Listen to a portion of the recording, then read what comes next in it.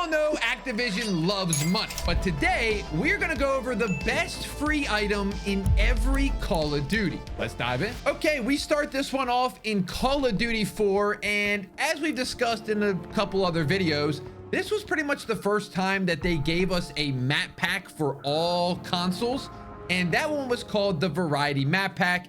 Now, this is not actually what we're talking about because the Variety Map Pack costs $9.99.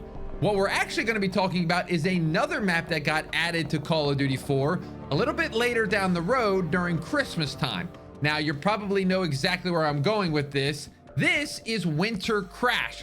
Now, you're probably familiar with this map because it did get added to Call of Duty 4 Remastered, and it was pretty much there at launch. So most people know what this map is, but back in the day, believe it or not, a lot of people didn't, and there's a reason why. It was given for free, but only to PC players.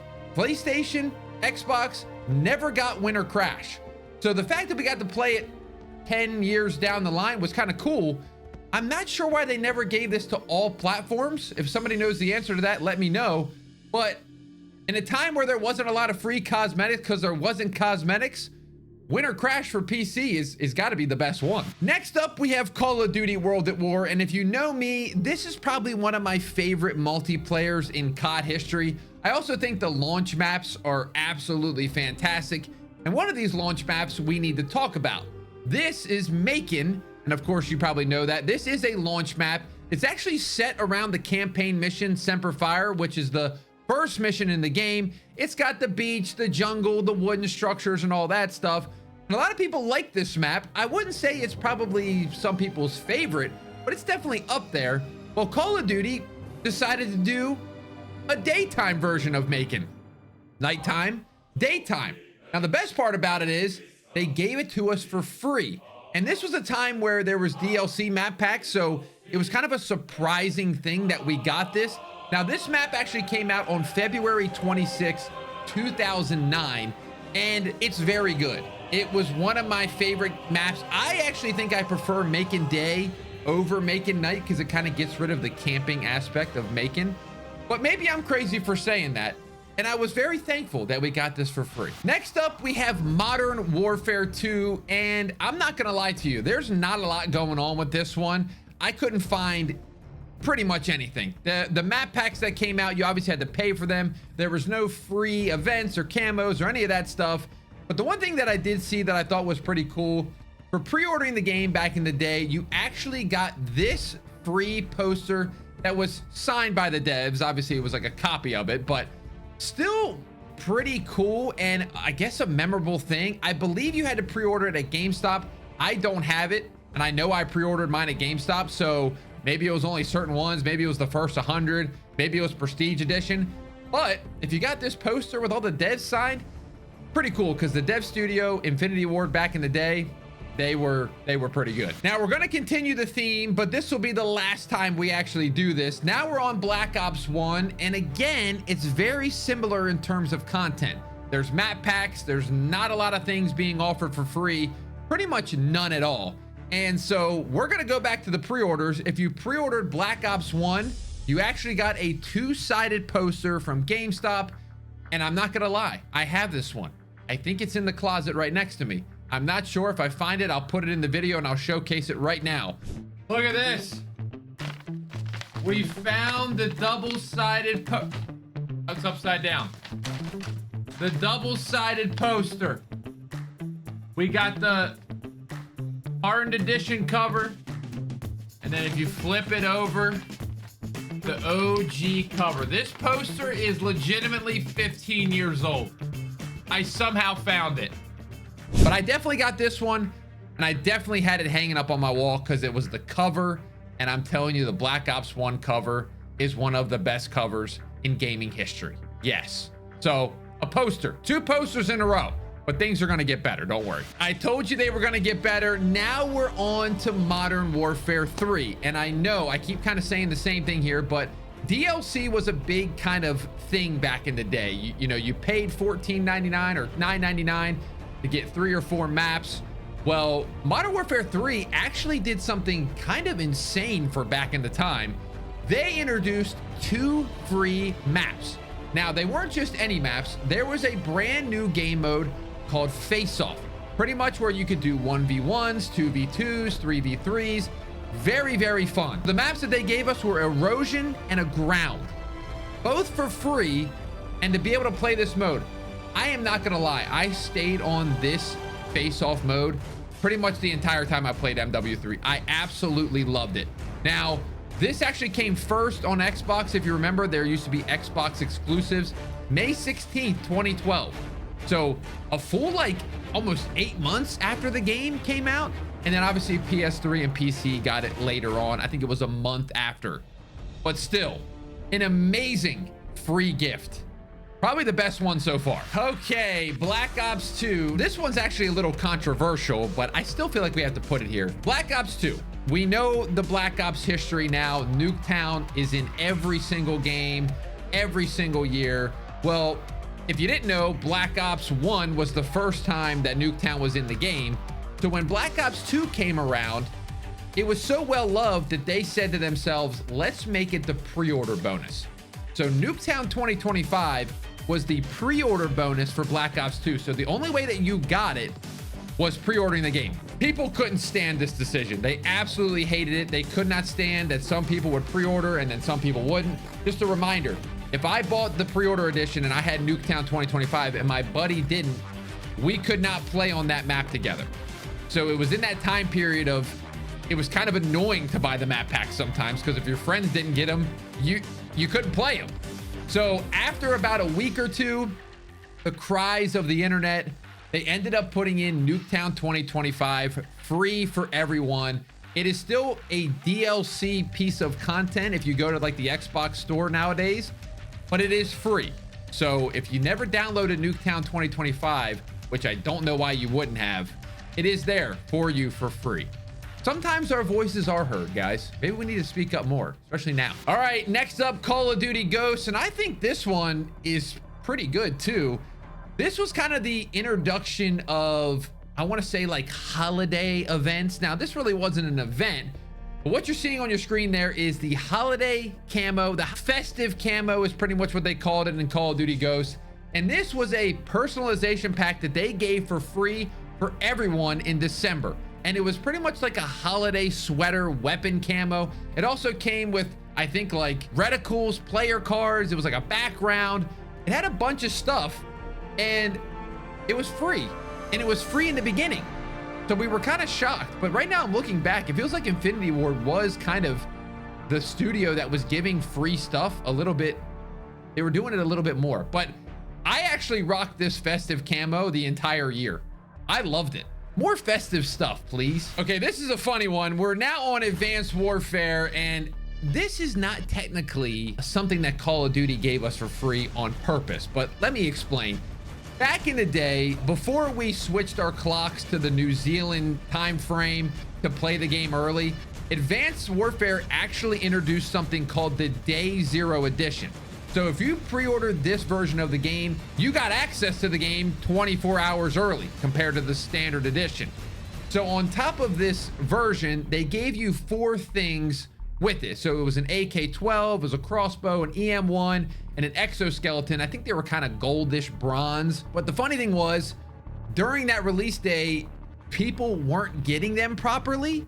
So Call of Duty actually ended up putting them up on a website to claim. So they said, hey guys, if you, we'll put it up on the screen here. If you didn't get your stuff from the Day Zero edition, just let us know. Type in your email, type in your like Xbox email or your PlayStation email, and it'll get rewarded to your account. Well, the funny thing was, you didn't need to show any proof of purchase. So people would just go on there that had the standard edition or whatever, and they ended up getting all this stuff for free. It was like trending on Reddit and Twitter back in the day, and I don't know if they ever patched it. So if you have the Day Zero stuff and you pre-ordered the standard edition, you son of a gun. All right, next up is Black Ops 3, and as many of you know, we are in the supply drop era that AW introduced. Yes, wasn't my favorite era. A lot of guns and camos and cool stuff was locked behind supply drops. The only way you could open them is, you know, you get them randomly. All the items were random. You never knew what you were gonna get. but Treyarch actually did provide us with something that was pretty nice of them. This was the triple play contract. And what this did was, if you won 100 matches in Black Ops 3, you got rewarded. And what you got was a guaranteed range weapon bribe, a melee weapon bribe, and 10 rare supply drops. So it's technically, you had to win 100 games, but you are given this free triple play, and you got a random weapon, you got a random melee, and 10 extra supply drops that maybe you get something else in. I wish they would have done this more. Maybe they did, but I feel like Black Ops 3 is really the only one I remember doing it. But I thought that was a rare W in a supply drop era. So Infinite Warfare kind of continued on with the supply drops, but they decided to give variants throughout the year. Now, AW introduced variants, of course. I feel like Black Ops 3 got rid of them, and then IW brought them back. They were able to be earned a little bit better this year with salvage and all that good stuff. I won't go into the details with that, but during this time, they did give us access to epic weapon variants, and the one that I remember the most was the NV4 Honeybee. Now, the reason I remember this is because the NV4 was absolutely unbelievable in that game, and this one was very simple. It was given to all players who logged in and visited the Quartermaster during a promotional weekend, and that was January 12th through 14th. So, free variant of the best weapon in the game, and all you had to do was click Quartermaster. That's what I'm talking about, Call of Duty. Next up, we have Call of Duty World War II, and I'm not gonna lie, guys, this one almost made me cry. So let's go back a few games first to give some context. Call of Duty introduced something called the Days of Summer events. Now, many of you may have no idea what this is. To pretty much summarize it, it just was this event with summer vibes. The outfits, the maps, all sorts of stuff. Even the supply drops had this summer theme to it. Notably, COD 4 Remastered was the one that I remember the most, and they also brought in Beach Bog. Fantastic map, by the way, and the same map, but just had all this summer vibe to it. Well, in Call of Duty World War II's Days of Summer event, they also brought in a multiplayer map, and you probably know it. It's the Sandbox map. I mean, this is one of the best maps maybe in COD history. Definitely the best map in Call of Duty World War II, and it was given to us for free on July 30th. It's where you're shrunken down to the toy soldiers, you're in the headquarters, and all the people walking around. The one guy's playing baseball, the one guy's got a magnifying glass. It's just amazing, man. I would love to see this map come back. I don't know if it ever will, but easily one of my favorite maps in Call of Duty history, and for free. Bring back Days of Summer. Next up, we have Black Ops 4. Now, with the introduction of Black Ops 4, we got a brand new game mode called Blackout. Yes, it replaced campaign that year. Many of you know this, obviously. And I was gonna choose Blackout, but I felt like something that they did on top of that that made this game have the longevity that it did was they introduced Alcatraz, and this is what you know as of today as being Rebirth Island. The ability to spawn in, smaller map. If you die, you can come back. And I felt like this version was very, very underrated. I remember playing it kind of to warm up before you went into Blackout. And honestly, it set the standard, and we ended up getting it back again, and it got even bigger once it made it to Modern Warfare 19 and Cold War. I just think it laid the foundation for the resurgence style Call of Duty that I really don't play anymore, but for a time period, very addicting and absolutely fantastic. Glad that they added this, and just a cool premise going back to the zombies version of the map. So I love this map. Alcatraz, loved it. Now this next one might get me in trouble. We are on Modern Warfare 19. And I gotta say it, guys, and let me explain. The best free thing that they added was Warzone. And let me just explain, okay? Back in the day, this era of Call of Duty, it may be some people's favorites in the chat right now of the Advanced Warfare through Black Ops 4. It might be your favorite, but I'm gonna be honest with you. Call of Duty was struggling. They were struggling big time, and they also had now massive competition with Fortnite. I know they're totally different games, but it was competition. And Fortnite was absolutely crushing COD World War II. It was crushing Black Ops 4, and they had to do something. So they brought out Warzone as a free to play mode for anybody. I can't even remember the release date. I want to say it was like a couple months after Modern Warfare 19 came out. But my goodness, it was such a fun... Don't think about Warzone now. Think about Warzone in 2020. Some of the most fun times I've ever had gaming. And I think for a time, it put Call of Duty back on the map. Now they're falling again, but that put them back on the map. And I think it saved Call of Duty for a little bit. Now it's ruining Call of Duty, but it did save it at one point. You have to admit that. Next up, we have Cold War. So I have two quick ones here, actually. I want to showcase a quick thing that they did that I thought was good. Number one, there was a Hunt for Adler event, and it ended up being a complete disaster when it came out. You couldn't get anything. The challenges didn't work. They weren't being tracked. The intel required obtaining stuff that wasn't even in the playable maps. So it was a disaster. But they ended up giving us the skin, the Adler skin, for free because of the disaster. I can't tell you the last time Call of Duty's made a mistake and said, hey guys, sorry about that, take this skin. I thought that was just really nice of them. It was the tortured skin for Adler for free. Very nice. Now, to go with gameplay, I don't know about you guys, but I feel like when they added Prop Hunt in Season 1, that carried the multiplayer for a little bit. Prop Hunt has obviously been in other Call of Duties. I think it was even in Call of Duty 4 Remastered, like consistently.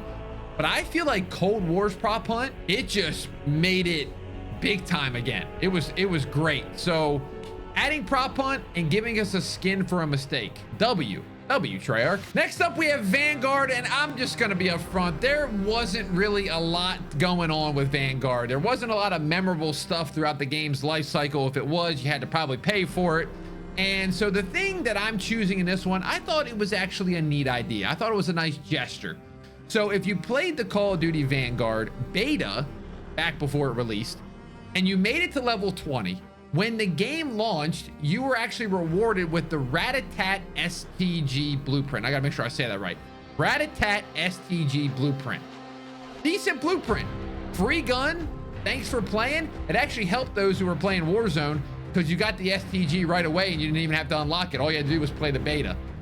I feel like if we play betas, we should get rewarded with stuff. Like, thanks for playing, man. Modern Warfare 2, very similar with Vanguard. Not a lot going on with this game post-launch. A lot of skins. This is where this started happening. Skins, bundles. Vanguard and MW2, I really feel like we're pushing the limits. The one that I'm thinking about is back in MW19, we got some pretty good maps in the game. There's a lot of bad maps, but there was a very, very iconic map, and you probably remember it. Shoot House. Yes. Probably the best map in MW19. Well, they decided to bring it back in MW2. Same exact style, looked exactly the same, and it was for free. So I can't, you know what I mean? If there's anything about MW2 that I can say, I will say the maps were pretty good in that game. And adding Shoot House for free, it helped it. I think that's a great decision. If you got a good map, just keep bringing it back, in my opinion. Modern Warfare 3, man. This game did so much right after its launch. It's kind of sad the reception this game got in the beginning. You could choose so much with this game, from the maps to the modes, the things you could grind for. What I'm going to go with on this one is the aftermarket parts. Now, these were pretty much a type of weapon attachment that was introduced to the gunsmith that kind of made the weapons completely different. An example that I have here is the Jack Raven kit for the MCW. The MCW was an assault rifle, and once you put this kit on, it made it like this fast-firing SMG. They had a bunch of these, and the best part of them, they were all earnable by completing challenges. So it kept you on the game, it kept you grinding, and then when you grinded for it, you got something for free, and it was actually fun. Best post-launch Call of Duty maybe ever was MW3. And you probably missed it because you were mad. Now, Black Ops 6, they took out all the stops here, guys. There's not a lot of things to grind for in this game, and there's not a lot of positive post-launch. Believe it or not, there's an article that just came out that this is the worst post-launch in terms of retaining players ever. And I can probably tell you why, because we haven't gotten a lot of stuff, and when we did, it's either a Squid Games event or a 420 Seth Rogen event. That's great. That's what we really want. So the only thing that I can think of that I was like, okay, this is kind of decent, was the Squid Game skin we got for free. Now, there was a paid tier, but there was also a free version, and you got like the green contestant skin. I mean, it's the brightest color for multiplayer in Warzone, but I still kind of thought it was cool for free. And then the 420 event gave us the new SMG for free as well, but it's all having to be earned over a certain period of time.